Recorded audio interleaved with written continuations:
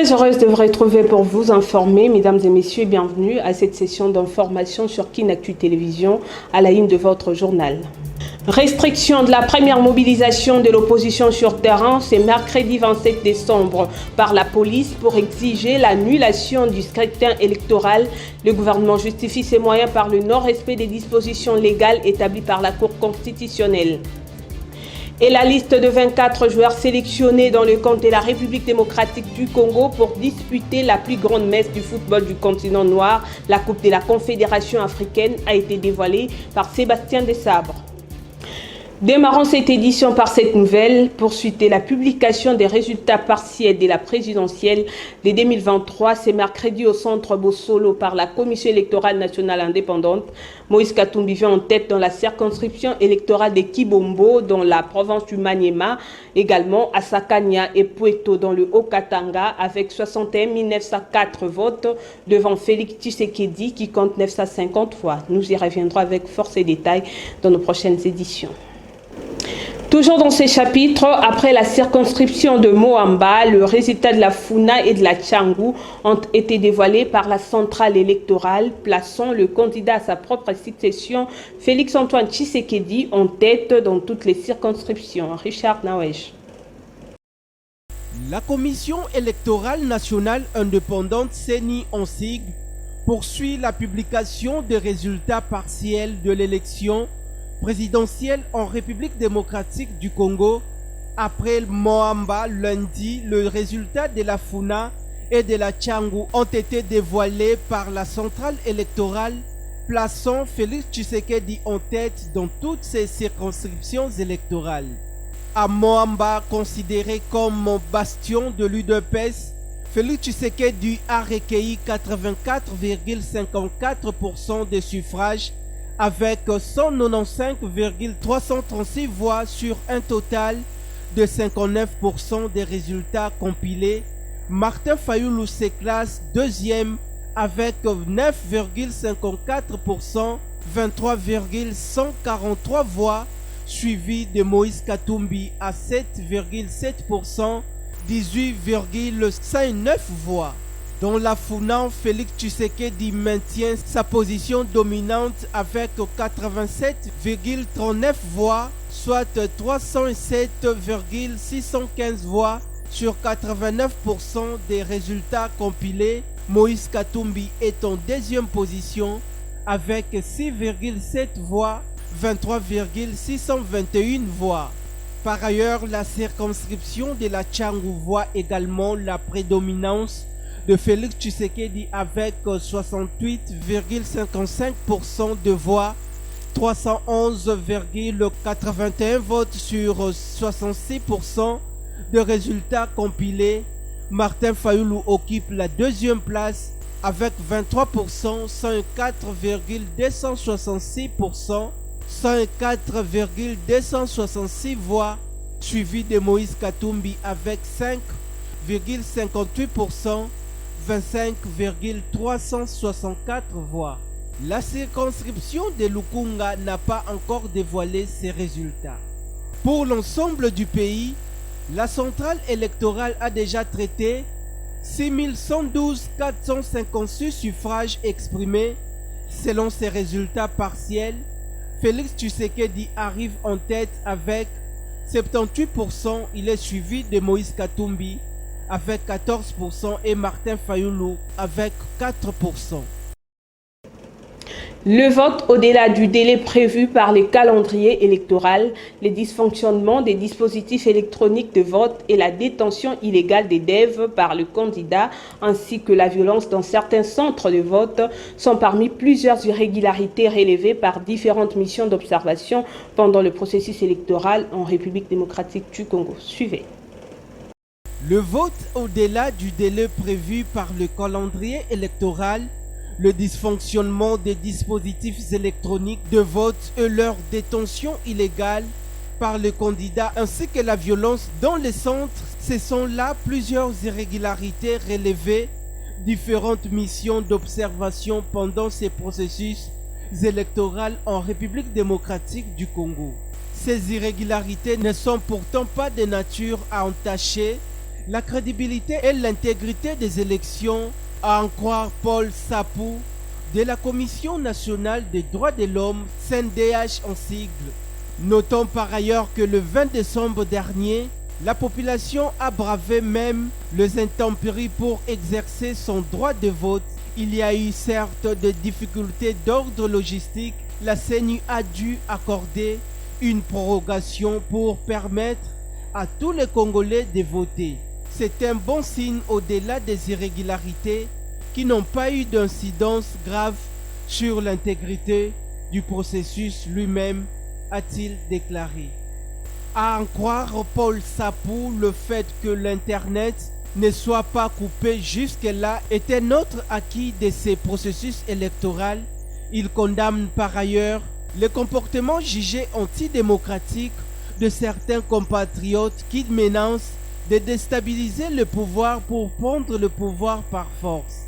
Concernant les irrégularités et les actes de violence dans les centres, Paul Sapou dit travailler avec le parquet général près la Cour de cassation et d'autres instances judiciaires pour traduire les auteurs matériels et intellectuels de tous ces actes devant la justice.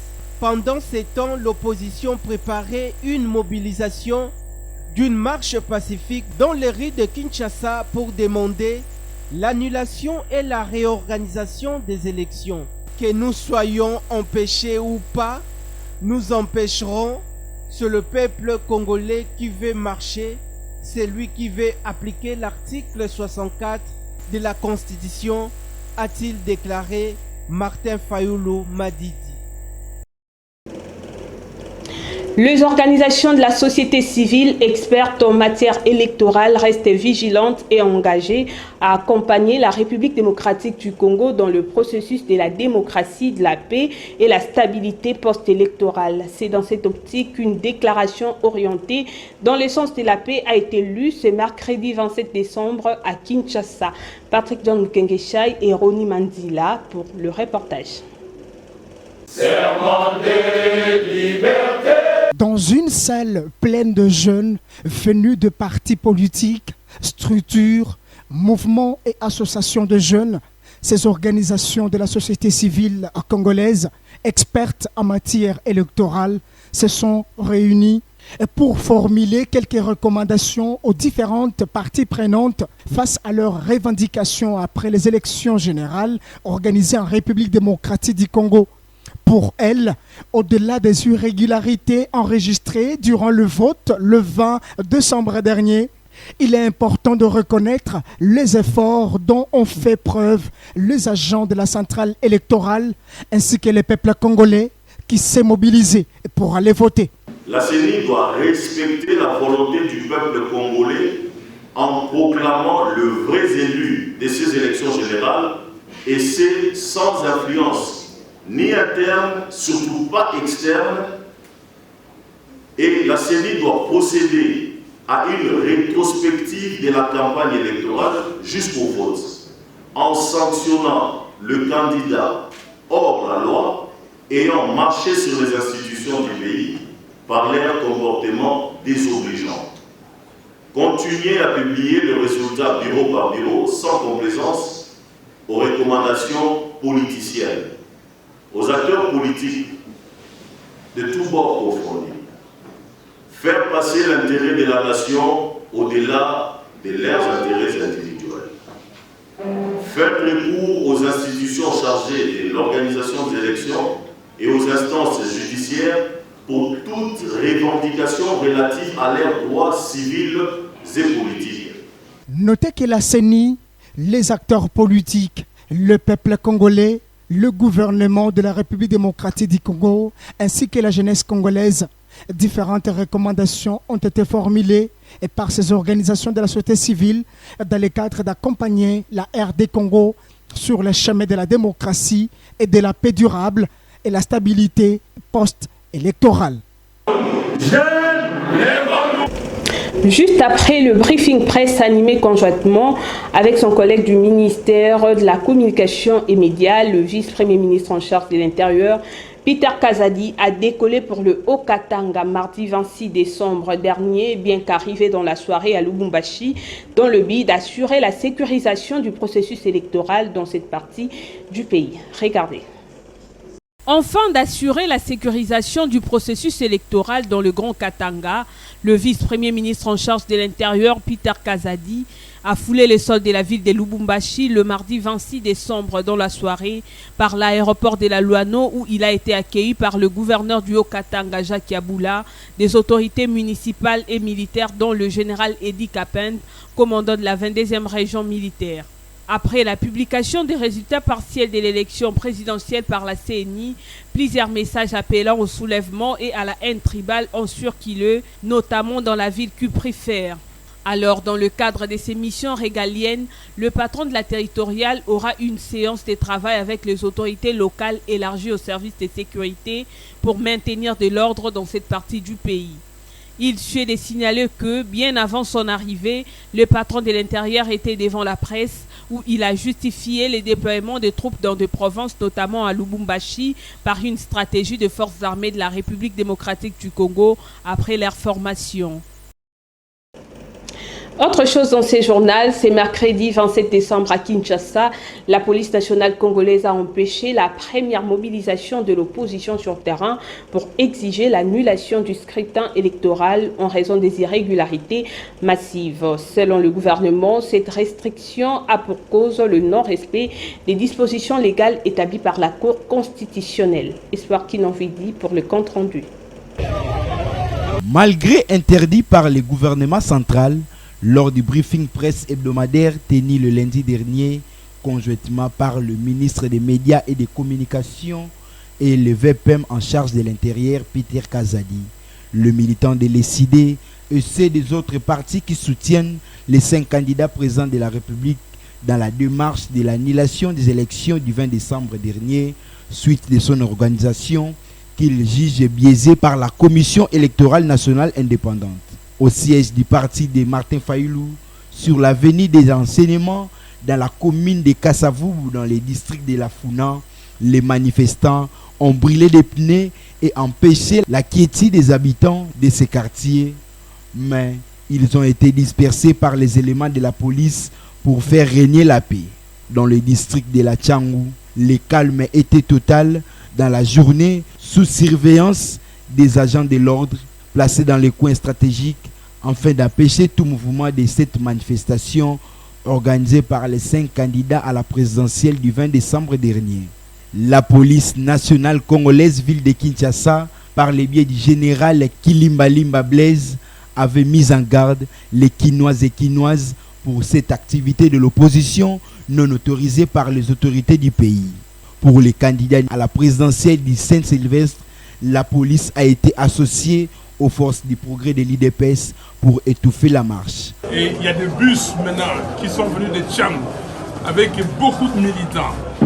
Et quand ils nous ont appris ça, je ne sais pas, ils ont infiltré, ils ont appris que les gens de Tchang arrivaient, ils ont mis les jeunes gens de la milice de l'UDPS, qu'on appelle force de progrès, aux alentours pour barrer. Mais pour éviter que cette masse arrive, ils ont fait des tirs de sommation. Vous avez été là, ils nous ont attaqués. Regardez ça, il y a un policier qui a laissé tomber ça. Et ça, c'est la douille qui est tombée là où moi j'étais. J'étais dans cette salle-là, bon, c'est tombé juste à côté. Et j'ai ramassé ça. Donc vous voyez la violence avec laquelle la police nous empêche de manifester. L'on note quelques cas de blessés dans les cas des manifestants dont aucun cas de décès a été signalé. Toujours en rapport avec cette marche de l'opposition, le chef de la police ville-province de Kinshasa, le général Blaise Kilimbalimba, dresse un bilan de plusieurs blessés du côté des forces de l'ordre et des manifestants et il accuse par ailleurs les organisateurs de cette manifestation d'avoir utilisé des mineurs, ce qui nécessite de poursuites judiciaires. On l'écoute. Et vous avez vu comment, lorsque l'organisateur s'est entêté, il y a eu effectivement des éléments perturbateurs de leur marche qui ont commencé par des jets de pierre et qui les ont insécurisés. C'est alors que la police nous sont venus pour remettre les calmes. Et s'il faut comprendre aussi, il y a un petit bilan. Il y a des policiers blessés par des jets de pierre. Il y a aussi quelques mineurs blessés par les jets de pierre des intrus. Et c'est ce qu'on craignait. Et c'est pourquoi on disait qu'il fallait écouter la voix de l'autorité. On devait prendre d'autres mesures nécessaires pour encadrer la marche, qui est constitutionnelle, bien sûr. L'autorité a demandé qu'il y ait des mesures d'encadrement et qu'on puisse balayer d'abord l'insécurité annoncée pour sécuriser les uns les autres. Et c'est vraiment déplorable. Si l'organisateur doit mettre à l'avant-plan des mineurs qui ne sont pas accompagnés par les parents, c'est que prévoit la loi aussi. Je crois qu'avec le temps, l'organisateur sera interpellé pour justifier la présence des mineurs dans la manifestation qu'il a demandée. Dans le même ordre d'idées, le camp Katumbi ne s'accorderait pas d'aller à la Cour constitutionnelle pour tout contentieux électoral, selon le porte-parole du candidat numéro 3, Olivier Kamitatou, qui précise que tout a été fait de manière à orchestrer le fraude massive électorale dont le président de la CENI en est l'auteur principal. Regardez. On entend à travers des déclarations et des communiqués des appels invitant les candidats qui contestent les résultats de cette tricherie à recourir aux voies légales et à la Cour constitutionnelle. Mon devoir consiste à rappeler à ceux-là que pour se maintenir au pouvoir, le régime en place a mis en place une structure officielle de fraude allant de la CENI à la Cour constitutionnelle. D'ailleurs, toutes les organisations chargées du processus électoral ne sont présidées que par des éléments, des membres appartenant à la tribu de Félix Tshisekedi. La Cour constitutionnelle est donc le dernier maillon de l'axe du mal et constitue le prolongement de la machine mise en place par le régime pour son maintien au pouvoir. La Cour constitutionnelle ne pourra que consacrer la fraude orchestrée en amont. Recourir à elle lui permettra de blanchir la fraude de M. Kadima et de jouer pleinement son rôle dans l'axe du mal contre les vraies élections. M. Denis Kadima a planifié et organisé un chaos qui ne pourra jamais être annulé par la Cour constitutionnelle, déjà trop décrié dans son fonctionnement et surtout pour son président. Autre chose, suite à toutes les irrégularités reconnues même par M.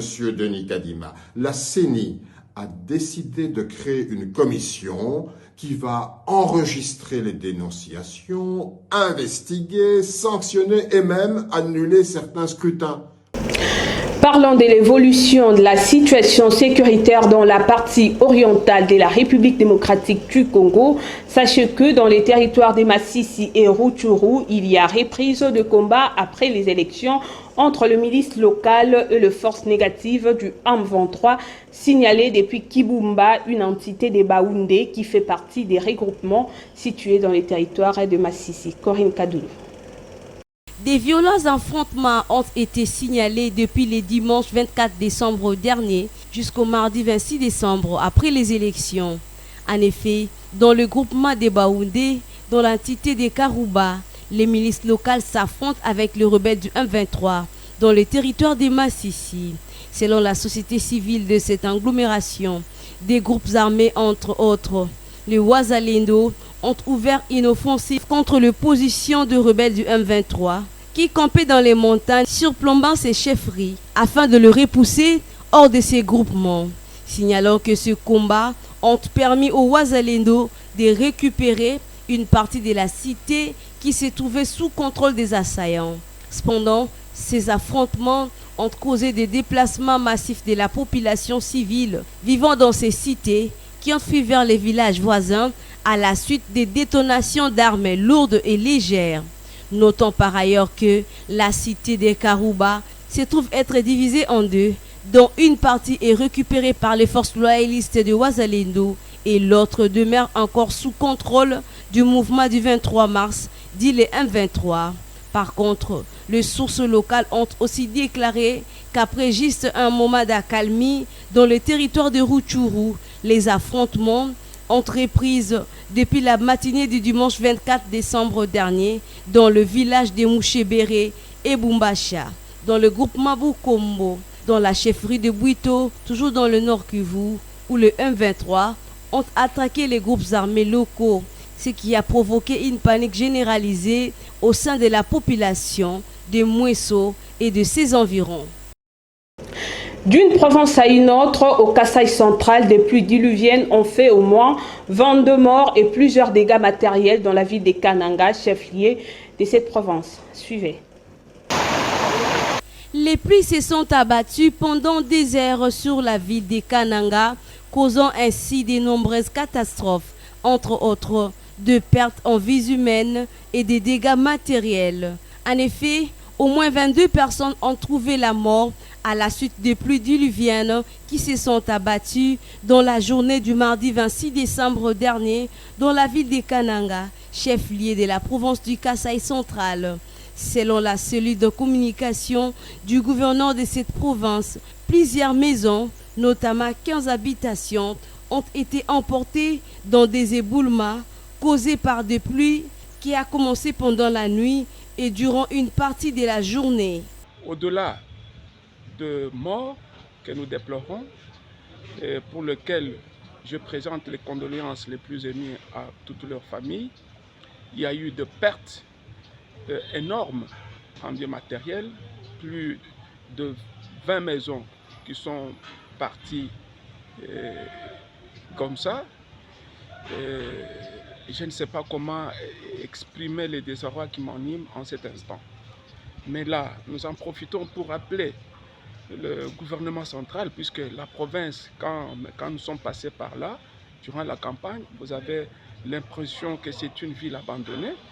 Et on présume qu'il n'y a pas assez de moyens pour prendre en charge les funérailles de ces dignes fils d'une fille de cette province. Je ne sais pas qui peut, sans l'aide du gouvernement central, prendre en charge les funérailles de manière digne pour ces familles. Signalons que parmi les victimes de ces pluies à Kananga, on compte une femme et ses 8 enfants qui se sont trouvés être engloutis dans une maison. D'un autre côté, un père et ses 4 enfants sont morts dans un quartier. Cependant, 7 autres personnes ont été tuées par un éboulement qui a frappé ces quartiers. Après la 8e édition des élections syndicales tenues le 4 août dernier à Kinshasa, c'est mercredi 27 décembre, l'Institut facultaire de sciences de l'information et de la communication a procédé à l'installation de l'intersyndicale afin d'établir un pont entre l'employeur et les employés pour garantir un climat de paix sociale. L'employeur n'est pas un ennemi, mais un partenaire social, dit-on. Garantir un dialogue et un climat de paix, telle est la vocation de la délégation intersyndicale au sein de cet établissement public. Pour le recteur de l'IFASIC, chef de l'établissement, cette installation constitue une première expérience pour l'Institut et selon lui, la mission de cette délégation intersyndicale ne se limite pas qu'à la défense des intérêts des travailleurs, mais également à l'éducation de ces derniers. L'intersyndical de l'IFASIC, format unique, élu par les membres du personnel de 3 différents corps, est une première expérience. Ne se limite pas seulement à la défense des droits immédiats des travailleurs, mais aussi à l'éducation des devoirs. Je vous invite ainsi à la culture du dialogue, disais-je, dialogue permanent avec ce dernier pour la résolution des normes de tout problème qui se poserait dans notre institution. Selon le président de la délégation intersyndicale installée à l'Institut facultaire de sciences de l'information et de la communication et membre de l'Union syndicale du Congo, USC en sigle, cette installation constitue une première partie de bataille pour fin d'aboutir à un climat de paix entre travailleurs et employés au sein de l'IFASIC. Nous devons retenir que l'installation s'est bien passée. C'est une première partie une première partie de ce grand travail qui nous attend. Ça s'est très bien passé et nous attendons que l'avenir nous donne raison, c'est-à-dire faire le mieux par rapport au climat social à l'IFASIC. A noter que l'installation de la formule intersyndicale au sein de cet établissement s'inscrit dans le cadre de la lutte contre l'exploitation de travailleurs et cette dernière a été démocratiquement votée le vendredi 4 août de l'année en cours. Sport à présent, en prélude de la CAN Côte d'Ivoire 2024, le sélectionneur des Léopards de la République démocratique du Congo, Sébastien Desabre, a dévoilé la liste de 24 joueurs sélectionnés pour disputer la plus grande messe du football du continent noir. Espoir Kinovidi pour le détail. 24 joueurs sont convoqués pour la 34e édition de la Coupe d'Afrique des Nations prévue en Côte d'Ivoire en janvier de l'année prochaine, avec 3 gardiens de but dont Siadi Badio du tout-puissant Mazembe est le seul joueur sélectionné au niveau national qui sera aux côtés du portier de Rodez en France, Lionel Mpassi, et de Dimitri Berthaud de Montpellier. Gédéon Kaloulou de Lorient, Brian Bayeye de Ascoli en série B en Italie, Joris Kayembe de Genk en Belgique, Arthur Maswaku, le capitaine Chancel Mbemba, Dylan Bantubisika de Saint-Étienne, Rocky Bouchiri et Enoch Inongabaka de Simba Sport en Tanzanie constituent les 8 défenseurs choisis par les techniciens français pour disputer cette CAN. Et en milieu du terrain, l'on retrouve Samuel Mutusami, Aaron Tibola, Charles Piquel, Gaël Kakuta, Edo Kayembe, Grady Diangana, Silas Kantompa, Meshak Elialina et le médiateur du Spartak en Moscou, Théo Bongonda.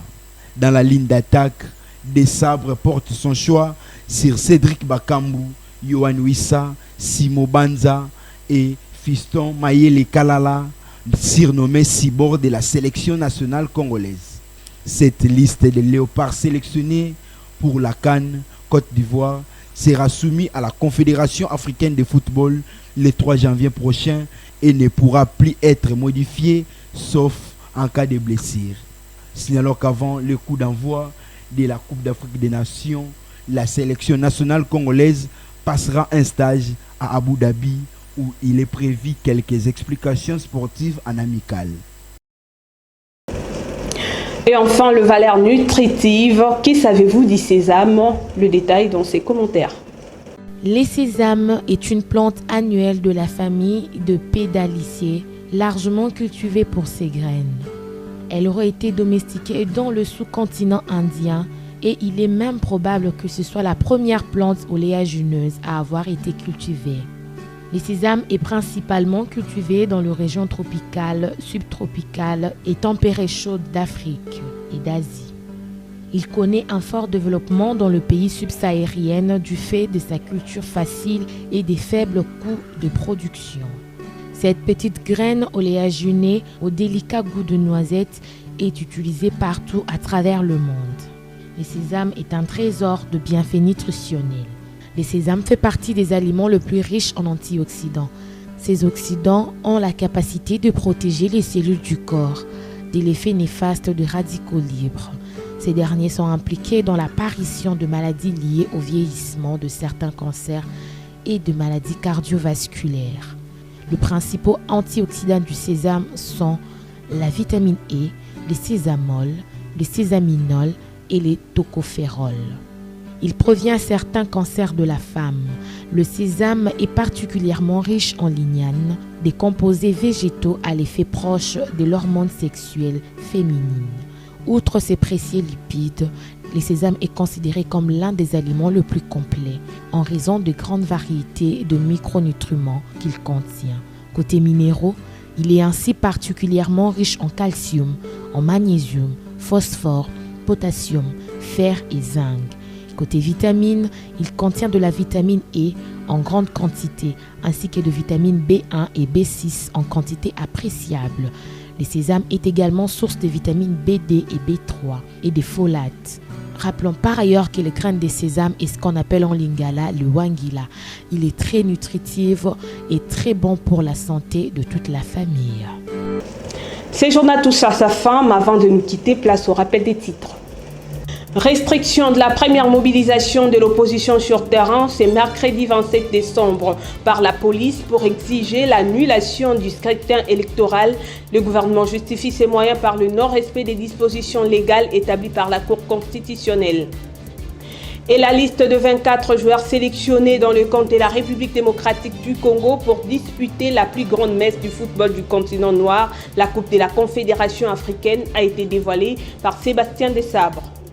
Merci de votre attention soutenue. Restez branchés sur KinActu Télévision. Je vous retrouve demain à la même heure avec le même plaisir. Au revoir.